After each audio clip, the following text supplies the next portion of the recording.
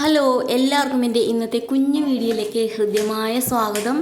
അപ്പോൾ ഇതൊരു ചെറിയ വീഡിയോ കേട്ടോ, വലിയ കാര്യമായിട്ടൊന്നും എടുക്കാൻ പറ്റില്ല. കാരണം എന്താണെന്നറിയോ, ഞാൻ ഇന്ന് രാവിലെ എഴുന്നേറ്റ് വന്നപ്പോഴേക്കും എൻ്റെ കൂടെ 3 പേര് എഴുന്നേറ്റ് വന്നിട്ടുണ്ട്. എൻ്റെ മോനും കുഞ്ഞുവാവയും പീലിമോളും എല്ലാവരും എഴുന്നേറ്റ് വന്നിട്ടുണ്ട് കേട്ടോ. കാരണം അവർ നേരത്തെ എഴുന്നേറ്റതല്ല, ഞാനിന്ന് വൈകിപ്പോയി. ഞാനിന്ന് എഴുന്നേറ്റപ്പോൾ 7:30 മണിയായിട്ടുണ്ടായിരുന്നു കേട്ടോ.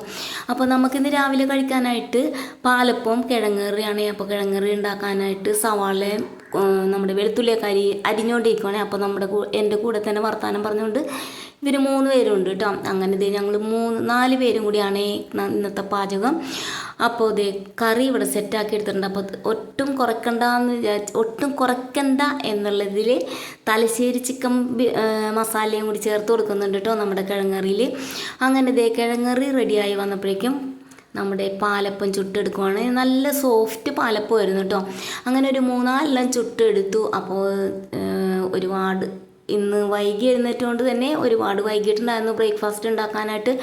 അപ്പം മോൻ്റെ വയറ്റിൽ കാറ്റ് കയറി അവൻ ചോദിച്ചുകൊണ്ടിരിക്കുവാണ്, മണി 11 ആയല്ലോ, ഇനി എപ്പോഴാണ് കഴിക്കാൻ തരുന്നതെന്നൊക്കെ ചോദിച്ചുകൊണ്ടിരിക്കുവാണ്.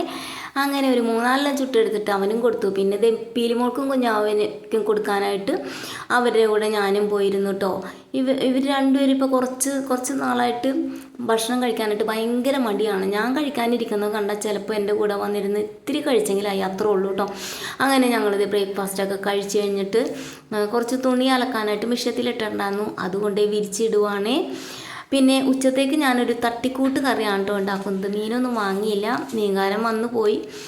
അപ്പോൾ കുറച്ച് കോവക്ക നമ്മുടെ കോവലിലുണ്ടായി, കോവൽ വള്ളിയിലുണ്ടായിരുന്നു കേട്ടോ. അതെടുത്തിട്ട് ഒരു 4 നീളത്തിൽ 4 കട്ട് ചെയ്തിട്ട് അത് വട്ടം കൂടി കണ്ടിച്ചിട്ടു.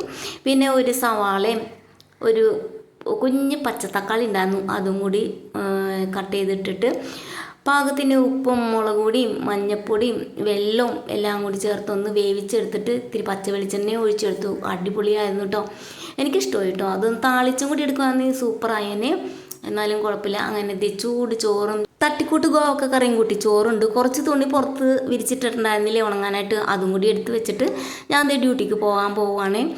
അപ്പോൾ ഞാൻ പോകുന്ന വീഡിയോ എടുത്തിട്ടുണ്ടായിരുന്നു, എഡിറ്റ് ചെയ്യാനായിട്ട് നോക്കിയപ്പോൾ ആ വീഡിയോ കാണാനില്ല. എന്താണെങ്കിലും ഞാൻ ഡ്യൂട്ടിക്ക് പോയി. അപ്പോൾ ഇന്നത്തെ വീഡിയോ ഇത്രയേ ഉള്ളൂ. ഇനി നാളെ കാണാമേ, ബായ്.